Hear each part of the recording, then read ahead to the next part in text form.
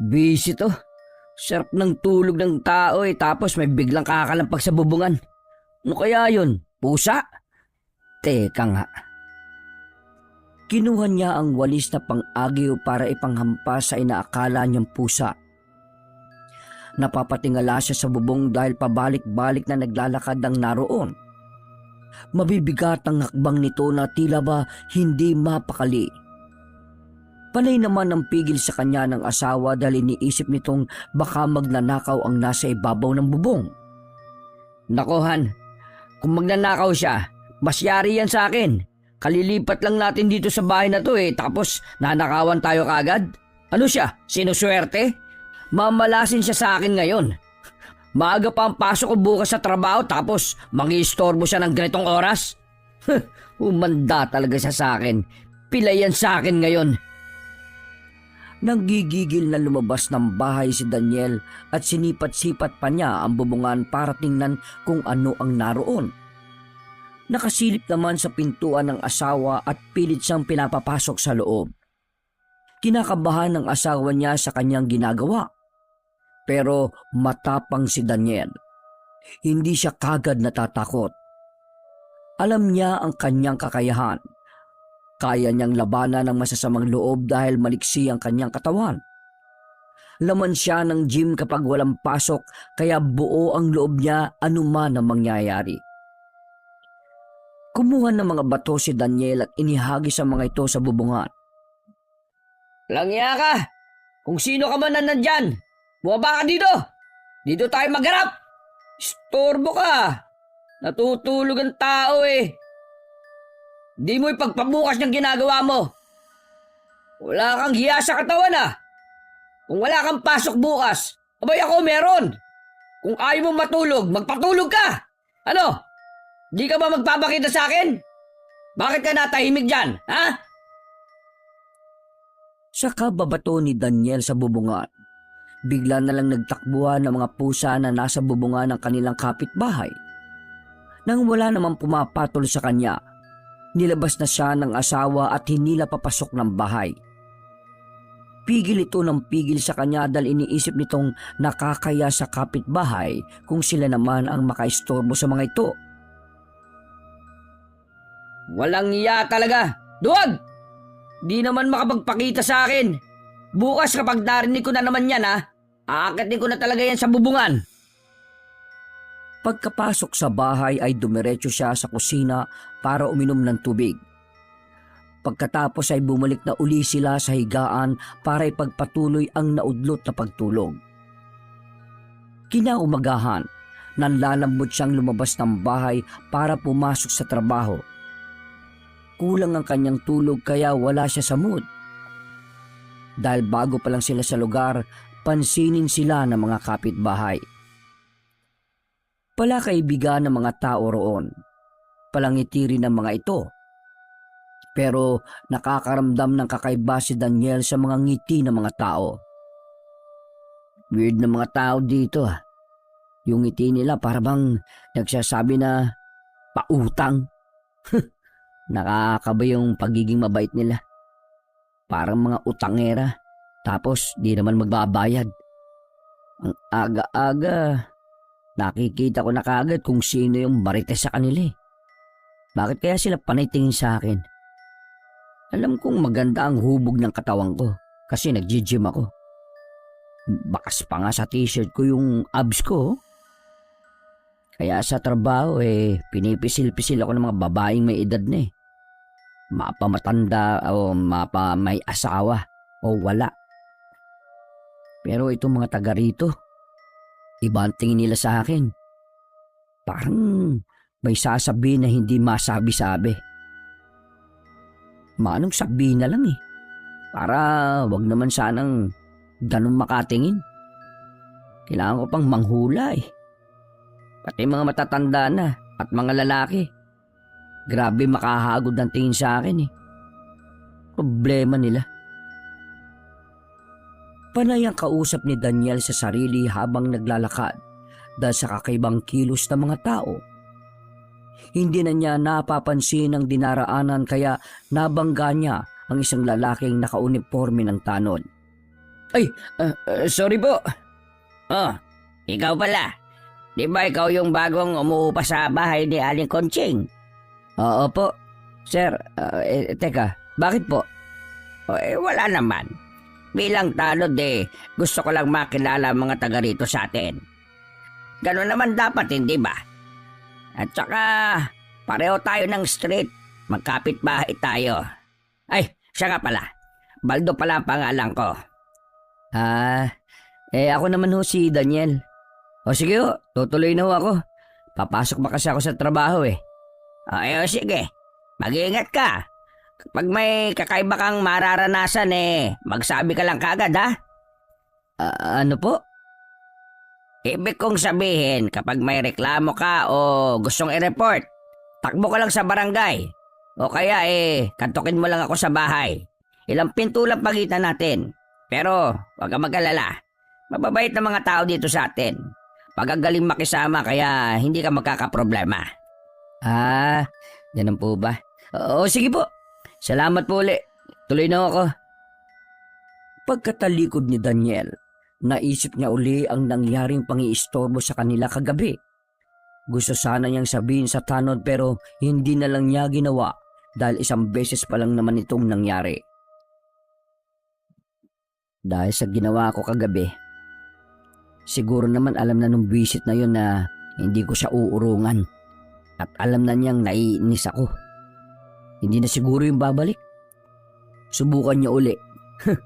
Uhulihin ko siya. Saka ako kakalad ka rin sa barangay. Saka ko sasabihin sa tanod na yon na mababait nga at marurunong makisama mga kabarangay nila pag nahuli ko yung isang yun. Umulit pa talaga siya. May kalalagyan siya. Untog ko siya dito sa muscle ko.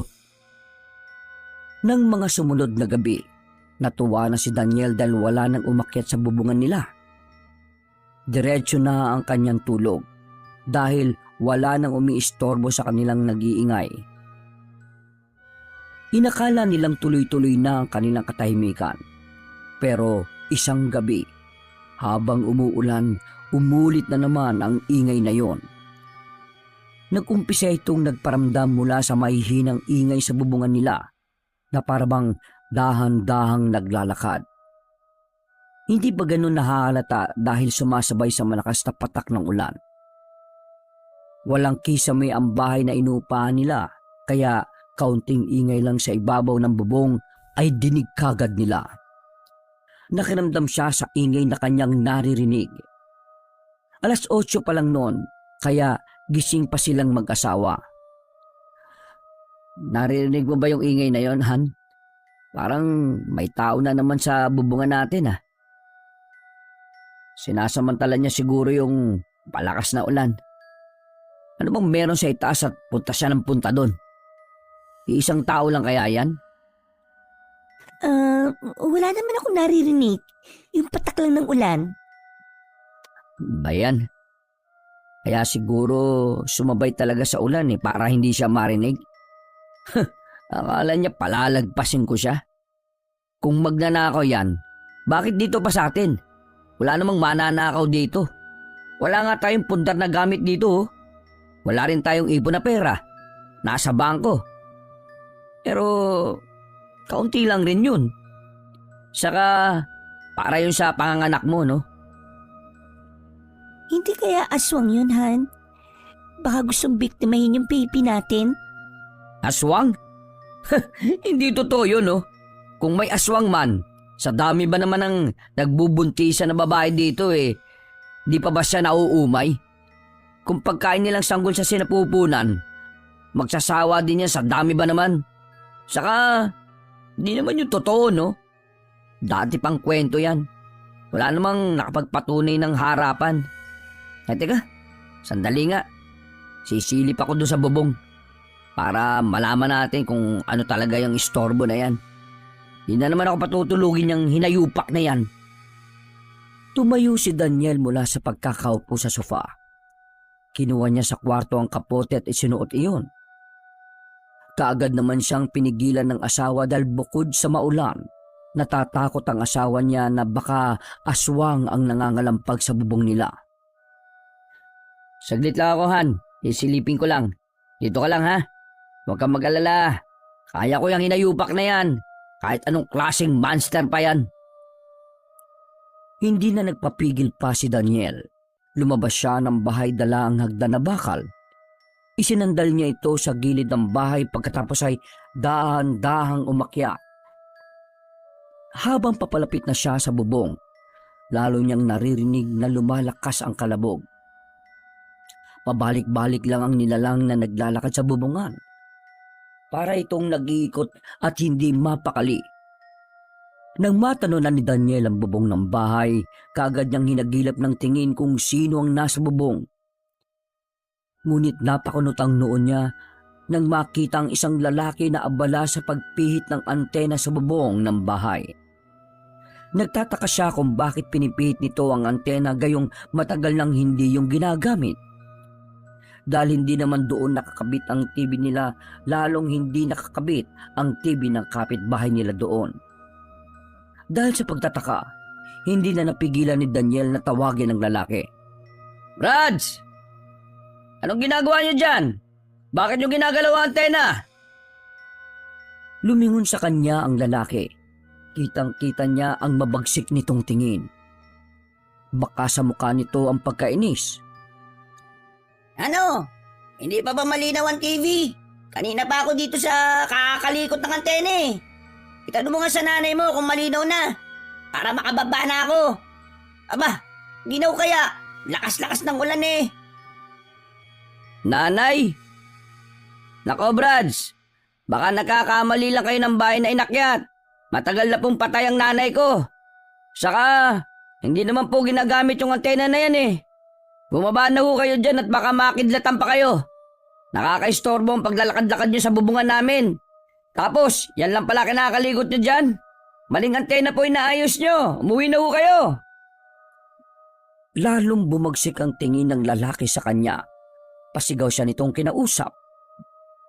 Ano na? Hindi pa ba lumilinaw ang TV? Tingnan mo nga doon. Tingnan yan. Kayo pagkaisin ko dito nang umuulan eh. "Manong, hindi kayo pinag-aayos dyan. Bumaba ka na dyan. Kung ayaw mong umakyat ako't kalad ka rin kitang pababa." O sige, umakyat ka na nga dito. At ikaw ang mag-ayos ng antena.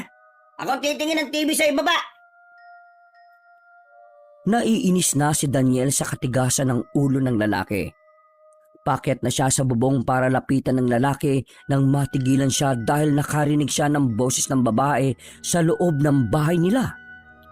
Sumisigaw ito, galit na galit. Matinis ang boses nito at masakit sa pandinig. Panay ang sigaw nito. Pinapaikot pa ang antena dahil malabo pa raw. Hindi pa makita ang tao sa palabas. "Ha? Sino yun? Bakit may ibang babae sa bahay namin?"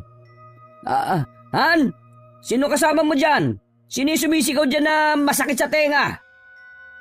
Eto na nga, my loves. Ilang feet pa ba? Paano ba? Pakaliwa o pakanan? Lalong naguluhan si Daniel sa kanyang nasa saksihan. Nagsasagutan ng babae at lalaki. Galit na galit ang babae habang ang lalaki naman ay takot na takot sa babae habang panay ang pihit sa bakal ng tubo ng antena. Ano, my loves? My darling! Hindi pa rin ba malinaw?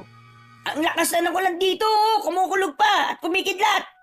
Baka tamaan ako ng kidlat dito. Hindi pa rin ba lumilinaw yan? Ano kaya, bukas na lang natin ayusin to, gabing-gabi na oh. Galit na galit ang babae nang sumagot sa lalaking nasa bubong.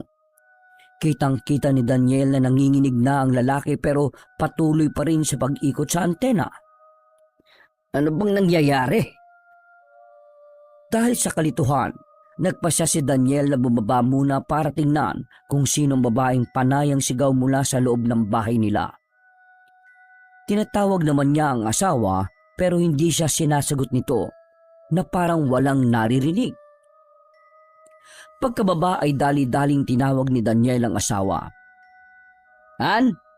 Han? Oh, bakit? Anong meron doon? Anong nakita mo? Nililibot ng tingin ni Daniel ang kanilang bahay dahil hinahanap niya kung nasaan ang babaeng panayang sigaw. Ano pang hinahanap mo, Han? Nasaan na yung babaeng yan? Bakit may babae dito? Babae, wala naman akong kasama dito. Hindi mo ba ako naririnig kanina? Panay ang tawag ko sa iyo ah. Kasi nga may naririnig akong babae na panay ang sigaw mula dito sa loob ng bahay. Nag-usap sila nung lalaking nasa bubong at nag-aayos ng antena doon. Ayaw umayos ng lalaki dahil panay ang utos ng babae sa kanya. Under desire yung lalaking yun eh. Sigurado kang walang babae dito? Kasi may naririnig akong babae nagsasalita talaga dito eh. Nakakunot ang noo ng asawa ni Daniel. Halata na sa mukha nito ang pagkainis dahil hindi maintindihan si Daniel. Bago pa magsalita uli si Daniel ay bigla na lang nilang narinig ang malakas na kulog at sinabayan ng mabilis na pagguhit ng kidlat papunta sa kanilang bubungan. Dahil sa sobrang takot ay napasigaw ang asawa niya at napayakap sa kanya. Humagulgol na ang babae at nanginginig ang katawan nito. Pareho silang natigilan ng sumigaw ang lalaking nasa bubungan kasabay ng kidlat at kulog. Shit! Ano yun? Nakidlatan ba yung lalaki nag-aayos ng antena? Buwisit kasi. Kanina ko pa siya pinapaalis doon dahil delikado. Tigas-tigas kasi ng ulo niya. Han, dito ko muna. Titingnan ko lang kung buhay pa. Nakakapit ng maigpit sa kapote niya ang asawa. Umiiyak ito at ayaw siyang paalisin. Takot na takot si Andrea. Ano ba Han? Huwag kang matakot. Dito ka lang muna. Kailangan ko siyang puntahan. Kawawa naman. Baka buhay pa. Dapat may sugod sa ospital. Nang kumalas na sa pagkakahawak ang asawa, agad niyang inakyat ang bubungan. Nasa hagdan pa lang siya ay dinig na niya ang kalabog na parang may matigas na bagay na bumagsak sa bubong ng bahay. Teka, sandali! Nandyan na! Huwag kang titigil sa paghinga ha! Bahala ka! Mababaon ka sa ilalim ng lupa niyan! Sinilip pa ni Daniel ang lalaki nang makadungaw na siya sa bubungan. Napahinto siya sa pag-akyat sa hagdan nang makita niyang malinis na ang bubungan nila. Wala nang lalaki doon. Wala ring bakas ng antena na nakidlatan. Walang kahit na anong bakas na may nangyaring aksidente. Oh, nasaan na siya? Ano bang nangyayari? Bakit pa ganun? Dinig na dinig ko yung kulog at kidlat eh. Saka yung pagsigaw ng lalaki. Pero, nasaan siya? Ayop na yun. Baka gumulong at nahulog sa ibaba ah. Dali-daling bumaba si Daniel para hagilapin ang lalaki sa palibot ng bahay. Pero nakaikot na siya sa buong bakuran at wala naman siyang nakitang lalaking bumagsak sa lupa. Napasabunot na lang siya sa buhok dahil sa pagkainis at pagkalito. Ano bang nangyayari? Pinaglalaroan lang ba ako? Nino? Bakit? Ay ewan. Bahala na nga siya. Bisit na yan. Gabing-gabi na eh. Nako, bahala siya dyan mabulok.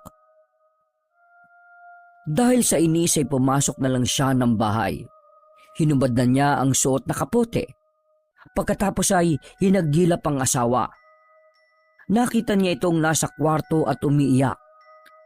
Inalo niya ito para kumalma na. Oh, tahan. Wala naman nangyari dun eh. Wala na yung lalaki. Baka sumigaw lang dahil sa takot tapos umalis na. Hayaan na natin yun. At least, alam na natin kung ano yung nandun sa bubungan. Tao lang at hindi aswang. Oh, sige na, tahan na. Maliligo lang ako saglit kasi nabasaan na rin ako ng ulan. Kakahanap sa kanya. Tapos wala din naman pala. Puyat na naman si Daniel nang gumising kinaumagahan. Medyo mainit na naman ang ulo niya dahil kulang sa tulog. Pumasok na naman siya sa trabaho na iritable. Habang naglalakad, ay napansin na naman niya ang ilang mga kapitbahay na binabato na naman siya ng makahulugang tingin. Nadagdagan na naman ang kanyang pagkainis. Hindi na lang niya pinansin ang mga ito at nagpatuloy na lang sa paglalakad. Hanggang sa may isang matandang babae ang naglakas ng loob na kausapin siya. Napahinto siya sa paglalakad at tiningnan ng matandang babae na nakahinto sa pagwawalis. Anong sinabi niyo, Manang? Malakas ang ulan kagabi. Malakas din ang kulog at kidlat. Kumusta ang tulog ninyo mag-asawa? Nagsalubong na naman ang kilay ni Daniel dahil sa tanong ng matanda. Pakiramdam niya ay may laman ang sinasabi nito. Ano po bang gusto niyong sabihin, Manang? Nagmamadali po ako dahil papasok ako sa trabaho. Kung may sasabihin kayo, sabihin niyo na. Wala akong panahon na manghula. Kung wala naman kayong sasabihin, dyan na po kayo. Nakatalikod na si Daniel na magsalita uli ang matandang babae, dahilan para matigilan siya. Nagpaparamdam din ba siya sa inyo? Ang kaluluwa niya? Hindi pa rin ba matahimik? Ano po? Yung lalaki, nag-aayos pa rin ba ng antena sa bubungan niya? Kagabi, malakas ang kulog at kidlat. Nagparamdam ba siya sa inyo? Anong sinasabi niyo? Kilala niyo po ba kung saan nakatira yung lalaking yon? Naiirita na ako sa kanya Hindi na maayos ang tulog ko. Pati ang asawa ko, natatakot na. Buntis pa naman yung asawa ko. Palagi na lang siyang nangangalampag sa bubungan. Bigla na lang na nag-iingay doon na parang pusa. Sabihin niyo, saan ba siya nakatira at mapuntahan? Kailangan ko siya makausap para masabihan na wag nang aakyat sa bubungan namin.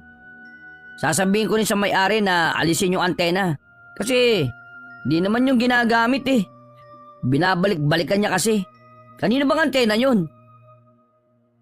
Hindi mo naman siya mapapaalis doon dahil doon naman siya nakatira. Kausapin mo siya kapag nagpakita uli. Mukha ka namang matapang. Kailangan ng manahimik ang kaluluwa na yon para hindi na mangambala ng iba. Ano po? Kaluluwa?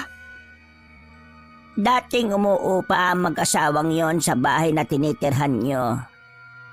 Dati ginagawa silang pulutan sa inuman. Palagi rin pinagchichismisan ng mga chismoso at chismosa kasi malaki ang takot ng lalaki sa babae. Under desire kasi ang lalaki. Lahat ng utos ng asawa niya ay sinusunod niya. Palagi nilang pinag-aawayan niyang antena na yan. Palaging pinapaakyat ng babae ang asawa niya sa bubungan para pihitin yung antena.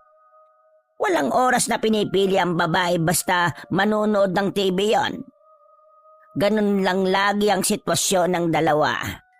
Hanggang sa namatay ang lalaki habang nag-ikot ng antena dahil nakidlatan. Malakas ang ulan noon. Gabing-gabi na. Narinig na lang namin ang malakas na sigaw ng lalaki. Nasundan ng malakas na kalabog sa bubungan. Naglabasan ng mga kapitbahay para tulungan ng mag-asawa, pero huli na. Nakita ng lahat ang mag-asawa na nasa bubungan at nakahandusay at wala ng buhay. Ang sabi ng mga tumulong namatay din ang babae dahil tinulungan niya ang asawa niya. Pilit inililigtas pero nakidlatan din ang babae. Ano bang ibig niyong sabihin? Na sila ay...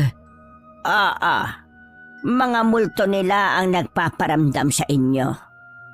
Palagi silang nagpaparamdam. Kaya lahat ng umuupa doon ay hindi nagtatagal. Pinagmumultuhan sila. Nakailang padasal na sa bahay na yan.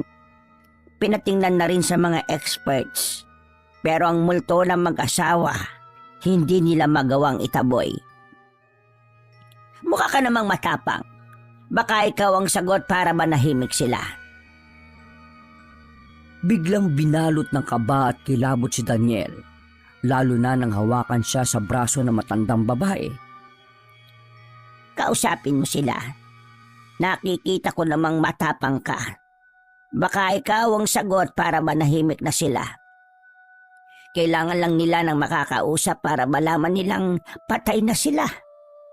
Baka kasi naakala nilang buhay pa sila at inuulit-ulit nila ang sanhi ng kanilang pagkamatay. Ho? Nako, hindi po Ngayon pa na nalaman kong multo sila. Umpisa pa lang nagtataka na ako kasi bigla na lang nawawala. Akala tuloy ng asawa ko inaaswang siya dahil buntis ang asawa ko. Pero ngayong napatunayan kong multo pala talagang lalaking yon, bakit ko naman siya kakausapin? Bahala siya sa buhay niya. Di ko naman siya kaano-ano O sige, dyan ako kayo, Manang. Papasok na po ako sa trabaho. Mas mabuting kausapin mo na lang, iho. Makikinig naman yon. Hindi na sinagot ni Daniel ang pahabol ng matanda. Habang nagmamadaling umalis ay ramdam niya ang panginginig ng kanyang tuhod. Pinamumutlaan din siya at pinapawisan ng butil-butil. Pagkasakay niya sa jeep, nilingon pa niya ang matandang babae. Nakatingin pa rin ito ng seryoso sa kanya. Umiwas na lang siya ng tingin at nagkunwaring wala siyang pakialam sa mga sinabi nito. Kahit alam niya sa sarili na sobra siyang natatakot sa mga kwento na matanda. Kinagabihan, pareho silang tahimik na mag-asawa. Nakikiramdam na naman sila. Nagbago bigla ang pakiramdam ni Daniel. Ang dating tapang na harapin ng gumagambala sa kanila ay napalitan ng kilabot mula nang malaman niyang hindi na buhay ang taong palaging nagpaparamdam sa kanilang bubungan. Mabuti pa ang aswang, kaya niyang makipagpambuno. Ngunit papaano siya makikipag-away sa isang multo? Napansin ng asawa niya ang malalalim niyang buntong hininga. Ano nangyayari sa iyo, Han?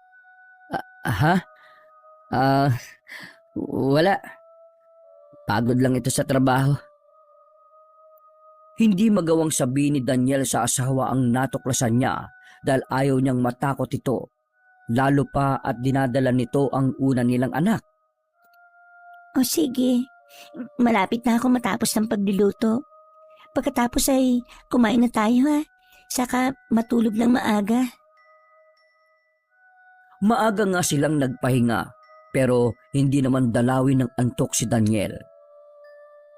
Kung kanina ay pakiramdam niya ay pagod na pagod at sobrang bigat ng kanyang mata, noon naman ay hindi na siya makatulog. Natatalo ang antok niya ng pag-iisip kung ano ang gagawin sa multong nanggagambala sa bubungan nila. Pinakiramdaman niya ang asawa. Nakahinga siya ng maluwag dahil mahimbing na itong natutulog. Pinilit na rin niyang matulog. Ilang minuto pa ang nakalipas, naririnig na naman niya ang mga yabag sa bubungan. Sa pagkakataong yon, hindi na niya ito pinansin. Hinayaan na lang niya at inisip na lilipas din yon. Matatapos din ang pagpaparamdam ng multo. Pero nagising naman ang asawa niya dahil sa ingay na yon. Han, may tao na naman sa bubungan. Naririnig mo ba? Yumakap na lang si Daniel sa asawa. Guni-guni mo lang yon, Han. Wala naman akong naririnig Antok na ako, Han. Matulog na tayo. Nagsinungaling na siya sa asawa para tumigil ito na bigyan ng pansin ang naririnig na ingay. Pero tila nananadya ang multong nasa bubungan nila. Palakas ng palakas ang kalabog sa bubong. Mabibigat na ang mga yabag na ginagawa nito. Pakiramdam ni Daniel ay babagsak ang yero, pero hindi siya nagpapahalata sa asawa. Kada nagsasalita ang asawa ay sinasabi niyang wala siyang naririnig na ingay. Niyayakap na lang niya ng maigpit ang asawa para hindi ito matakot. Pilit niya itong pinatutulog, dahilan para lalong mainis ang asawa niya. Maya-maya ay napabalikwas na ng bangon si Andrea dahil nagsalita ng lalaking nasa bubungan. Galit na si Andrea. Pilit siya nitong pinapabangon para puntahan ng lalaking nasa bubong at palayasin ito. Nangungulit na kasi ang lalaki na tingnan ng TV kung malinaw ang signal. Ang nararanasan ni Daniel nung una ay nararanasan na rin ng asawa niya. Napabangon na rin si Daniel at kinausap ang asawa. Han, wala na tayong magagawa dyan. Hayaan mo, bukas na bukas pupuntahan ko si Mang Baldo. I-report ko yung multo sa bubungan. Ano? Multo? Anong multo? Ha? Multo. Kasi gabing-gabi nasa bubong. Hindi naman kasi yan magnanakaw eh. Kasi di naman tayo pinapasok dito sa bahay. Hindi ko alam kung anong itatawag sa kanya eh. Kaya multo na lang. Ay nako, tara na. Higa na lang ulit tayo, matulog na tayo. Bukas, ayusin ko yung problema nating yan. Kinabukasan, maagang nagising si Daniel. Pinuntahan niya ang kapitbahay nilang Tanod para i-report ang multong nanggagambala sa kanila. Ano? Multo ba ka mo? Paano mo naman nasabing multong nasa bubungan ninyo? Sa dami naman ng pwedeng pagmultuhan bakit sa bubungan pa? Palagi po kasing nag-aayos ng antena doon tapos kapag pinupuntahan ko, nawawala na katagalan. Paano ho bang gagawin ko doon, Mang Baldo? Sabi mo sa may-ari ng bahay, ipaalis mo yung antena para hindi na multuhin. At saka, bakit mo naman nasiguro na multo yon? Baka naligaw lang sa bubungan ninyo. Meron po kasi ako nakausap na matandang babae doon sa bandang unahan sa iskinita natin. Doon siya nakatira. Sinabi niya sa akin ang history ng bahay. Imposibleng hindi niyo alam na may nakuryenteng mag-asawa sa bubungan ng bahay na inuupahan namin nang minsan nag-aayos ng antena habang masama ang panahon. Pakiramdam ko po kasi kapag may ulan, kulog at kidlat, parang mauulit palagi yung pangyayaring yun. Nagpaparamdam sila palagi eh. Ano bang gagawin namin sa kanila? Paano ba sila mapapatahimik? Baka kung mapaano yung asawa ko dahil sa takot eh. Ayun nga, puntahan mo muna yung may-ari ng bahay. Kausapin mo siya. Sigurado ako na mas alam niya yung gagawin kasi bahay niya yun eh. Dahil sa sinabi ng Tanod, pinuntahan na rin ni Daniel ang may-ari ng paupahang bahay. Nung una ay ayaw pang aminin ni Aling Kunching na may multo sa bahay na pinaupahan niya. Pero matapos ilarawan ni Daniel ang itsura ng lalaki, nanlaki ang mata ng babae. Nagkandautal-utal ito sa pagsasalita at biglang namutla ang muka. Matapos mag-usap ng dalawa, sinabi ng babae na papasyalan ng bahay at magsasama ito ng eksperto na magtataboy sa multo ng namayapang mag-asawa. Pagkatapos nilang mag-usap, umuwi na rin si Daniel. Tinanghali na siya kung kaya't hindi na nakapasok sa trabaho. Naabutan niya ang asawa na nakaupo sa labas ng kanilang pintuan. "Oh Han, bakit ka nandito sa labas?" Bigla na lang umiyak ang asawa niya. Lumapit ito sa kanya at yumakap. Humahagulgol itong nagkwento na nakarinig siya ng mga ingay sa loob ng bahay. May mga kasangkapan na nagtutunugan na parang inihahagi sa mga ito. Pero kapag tinitingnan niya ang kanilang mga gamit, ay wala namang nagbabago sa pagkakaayos. May mga bumbilyang bigla na lang nagpapatay-sindi hanggang sa pumutok. Ang pinakakinatakutan ng asawa niya ay nang nakarinig na siya ng boses ng babae at lalaki na nag-aaway. Inakala niyang sa kabilang bahay nagaganap ang sagutan. Pero nang lumabas siya ng bahay, tahimik lang ang mga kapitbahay nila. Nasa labas na siya ng bahay pero naririnig pa rin ni Andrea ang mga ingay sa loob. Nai-report ko na yung mga nangyayari sa bahay na ito. Sabi ng may-ari patitingnan daw niya yung bahay sa mga experts para mapalis ang multong nanggagambala sa bahay na yan. Pasensya ka na, Han, ha? Ayoko sanang sabihin sa iyo na multo yung naririnig at nanggagambala sa atin dahil ayokong matakot ka. Baka makasama sa iyo yan eh. Pero yun na nga, multo sila. O sige, iatid muna kita sa mga magulang mo para makasiguro kung ligtas ka. Hanggat hindi naayos ang problema dito, hindi kita ibabalik. Okay lang ba? Iwanan na natin ang bahay na yan. Marami namang ibang bahay na paupahan eh. Ayokong tumira sa bahay na may multo. Napabuntong hininga si Daniel. Hindi siya kagad nakasagot sa asawa dahil maganda ang lugar ng bahay na yon. Malapit lang sa kanyang trabaho. Pero mas iniisip niya ang kaligtasan ng kanyang mag-ina. Ay, sige Han. Iuwi muna kita sa inyo. Habang wala pa ako nakikitang bagong uupahang bahay. Doon ka muna. Maghanap muna ako ng lilipatan natin, okay? Tumango ang asawa at nagkasundo rin silang dalawa sa desisyon na yon. Nang araw na yon, inihatid niya ang asawa sa bahay ng kanyang biyenan. Matapos ang ilang minutong kwentuhan ay bumalik na si Daniel sa inuupahan nilang bahay para antabayanan ang may-ari. Umaasa pa rin siya na matatapos ang kababalaghan sa bahay na yon para hindi na siya maghanap ng bagong upahan dahil nagustuhan din niya talaga ang lugar na yon. Magagabi na nang dumating si Aling Kunching. May kasama itong lalaking payat na kaidaran din na matandang may-ari ng paupahan. Hindi pa nakakapasok ang lalaki sa bahay ay nakita na ni Daniel ang pag-iling-iling ng matanda. Oh, bakit to? May problema ho ba? Bigla na lang bumakas ang takot sa mukha ng lalaki. Nautal itong nagsalita habang paatras. Tila may nakikita itong nakakatakot na nilalang sa loob ng bahay. Humingi ng pasensya ang lalaki sa kanila dahil hindi raw niya magagawang itaboy ang naninirahan sa bahay na yon. Malakas daw ang enerhiya ng babaeng multo. Hindi raw ito basta-basta mapapaalis sa bahay na yon. Pagkasabi ng lalaki ay bigla na lang itong umalis. Binalingan naman ni Daniel ang may-ari ng bahay. Kitang-kita niyang nanginginig din ito sa takot. Ano na po bang gagawin natin ngayon? Mukhang wala nang pag-asa na maging maayos tong bahay niyo eh.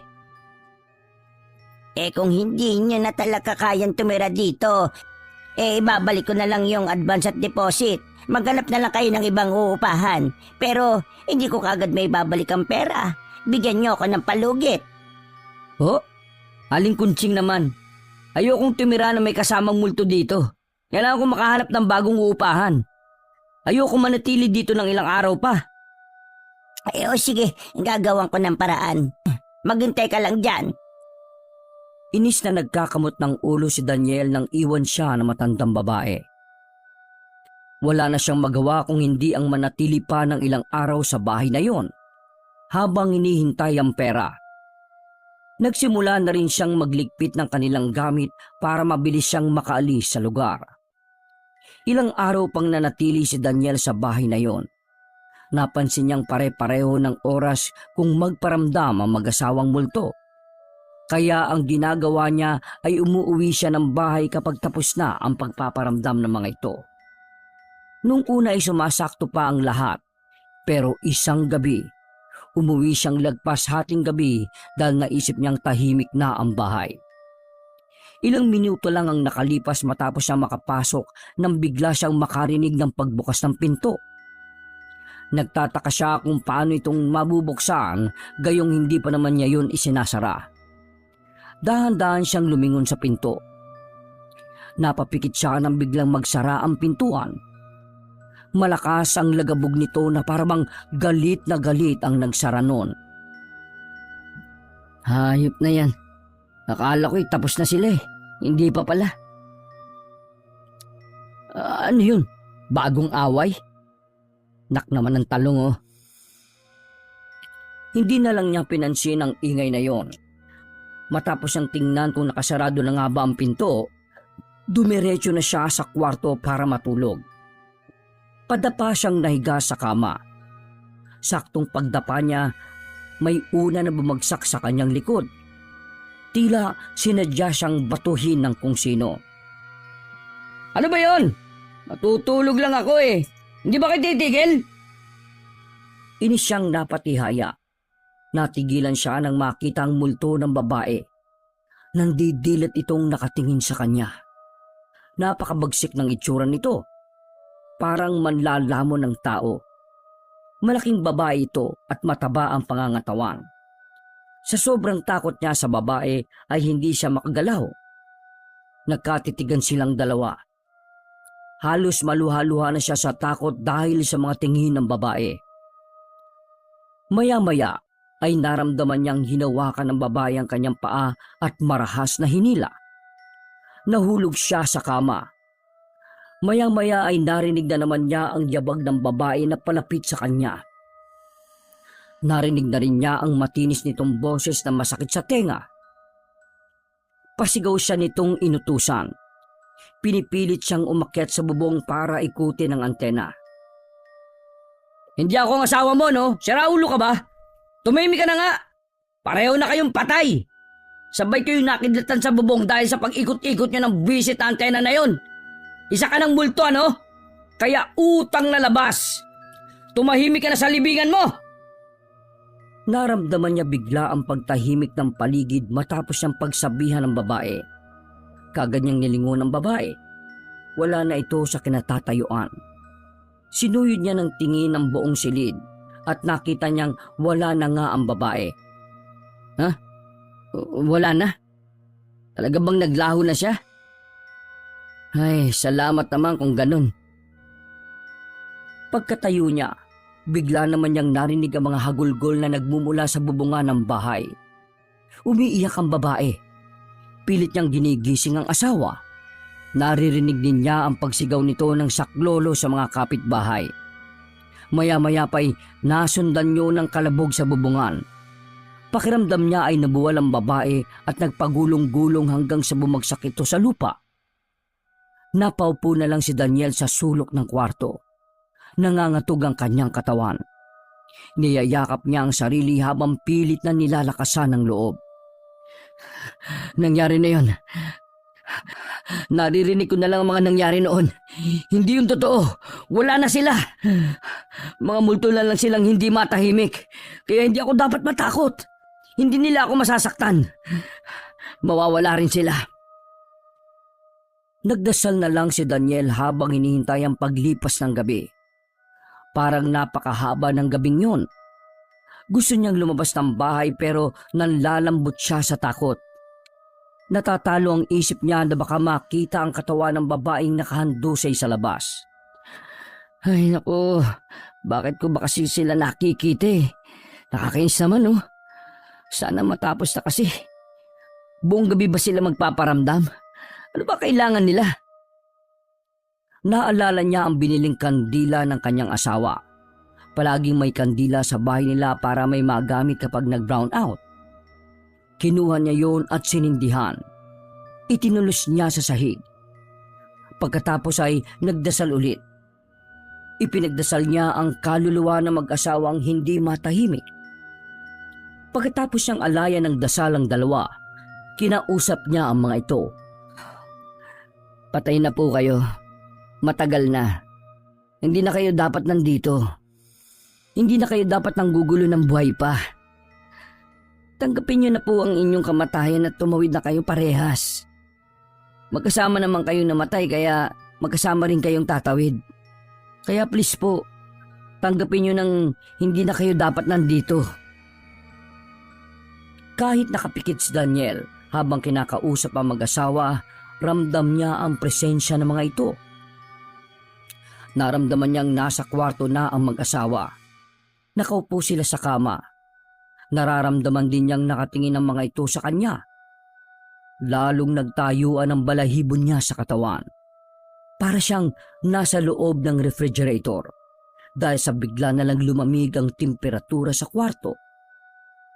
Mariin siyang pumikit at lalong isiniksik ang sarili sa sulok ng silid. Maya-maya ay bigla niyang narinig ang pagkikbi ng mag-asawa. Hindi na sila nagsasalita. Umiiyak sila. Mula sa malakas sa pagagulgol hanggang sa unti-unti nang humina ang kanilang pag-iyak at tuluyan nang nawala. Pinagpawisan si Daniel ng butil-butil at napapahawak siya sa dibdib dahil tila gustong lumabas ng kanyang puso sa sobrang kaba. Ilang sandali ang lumipas. Bumalik na ang tamang temperatura sa silid. Wala na siyang nararamdamang presensya. Wala na ba talaga sila? Umalis na ba talaga? Dumilat na siya. Wala na siyang ibang nakita sa silid. Siya na lang mag-isa ang naroroon. Nakahinga na siya ng maluwag. Ay nako, salamat Panginoon. Nakinig din sila. Sana. Hindi na nag-aksaya ng oras si Daniel. Mag-uumaga na rin noon kaya tinapos na lang niyang iligpit ang ilang mga gamit. Maliwanag na nang matapos sila sa pag-iimpake. Dinala niya ang lahat ng naimpaking gamit sa sala pagkatapos ay binuksan ang pinto. Gulat na gulat siya nang makita ang may-ari ng bahay na nakambasa ng kumatok. "Oh, Aling Kunching." Sinadya talaga kita. Pasensya ka na, Daniel, ha? Dala ko na yung pera mo. Mas mabuti nga siguro na maghanap na kayo ng ibang maupahan. Hindi ko alam kung ano ang gagawin sa bahay na ito eh. Ginawa ko na ang lahat dati para mapalis ang multo ng mag-asawa. Pero ayaw talaga nila. Paano kasi? 20 taon din silang tumira sa bahay na ito. Bakit to kasi hindi nyo ipalis ang antena sa bubungan? Di naman yung ginagamit eh. Baka yun ang dahilan kaya hindi nila maiwan yung bahay na to. Masyadong memorable sa kanila yung antena. Ginawa ko na yun dati. Pero ang mga inupahan ko na alisin ang antena, pinagmumultuhan sila. Nagkakasakit pa ang iba. Yung iba naman, nahuhulog na parang may nagtutulak. Pinamalitan nila yun kaya wala nang nagtangkang magtanggal ng antena na yan. Lahat ng taga dito sa atin, mga takot nang lumapit sa bahay na ito. Ano ang balak niyong gawin sa bahay na to? Siguro mag-iipon muna ako ng pera. Balak kong ipatibag na lang. Luma na rin naman ang bahay eh. Bahala na kung anong mangyayari sa hinaharap. Kung hindi po ninyo magagawan pa ng paraan, wag na ho ninyong paupahan. Delikado po eh. Kawawa yung mga titira. Ay oo, ganun na nga. O siya, salamat sa inyo at saka pasensya na talaga kayo ha. Kapag tapos ka na sa paglilipat ng gamit, daan mo na lang sa akin ang susi sa bahay. Sige po, salamat din po. Pagkaalis ng babae ay nagtawag na ng tricycle si Daniel para upahang magdakot ng gamit nila. Nang maikarga na nila ang lahat ng gamit sa tricycle, sumakay na rin siya sa likuran ng driver. Habang iniiwan nila ang bahay, napatingin siya sa bubungan ng bahay. Nakita niyang nakatayo roon ang mag-asawang multo. Inihahatid siya ng tingin ng mga ito. Nangilabot naman si Daniel nang makita sila. Di pa rin pala talaga sila umaalis. Akala ko tumawid na sila. Ako naman sana talaga hindi na paupahan yung bahay na yan. Bigla siyang kinausap ng driver ng tricycle. Tinanong siya nito kung ano ang sinasabi dahil bubulong-bulong siya. "Ho? Ano ho Manong? Sabi ko, dumaan ho tayo sa bahay ni Aling Kunching kasi ihahatid ko po itong susi ng bahay." Pagkasabi noon, ay muli na namang nagsalita si Daniel ng pabulong. Sana man kaya makakahanap ng uupahan, yung hindi naman dito sa Cavite. Medyo na-trauma ako dito eh. Ang hirap talaga ng paupa-upa. Pagkatid niya ng susi sa may-ari ng bahay, ay nagpatid na siya sa bahay ng biyenan. Doon sila nanatiling mag-asawa habang hindi pa nakakahanap ng bagong malilipatan.